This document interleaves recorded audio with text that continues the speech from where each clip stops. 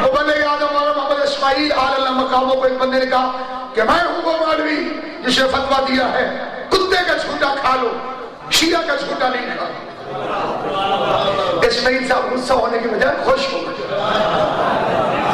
अच्छा अच्छा आप हैं, माशाअल्लाह माशाअल्लाह, वो फतवे की नकल मुझे दीजिएगा, मैं शियों में भी बांटूंगा।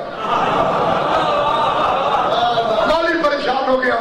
उसने कहा कि क्यों काम है? किबला इस्माइल साहब ने फरमाया अगर मैं तुझे तेरे फतवे का तर्जुमा बताऊं तो तेरे मुरीद खुद तुझे मारेंगे। अब पीर चुप हो गया, मुरीद को बताए ना क्या मतलब है। इस्माइल साहब ने फरमाया बंदा उसी का झूठा खाता है जिससे मजहब मिलता हो।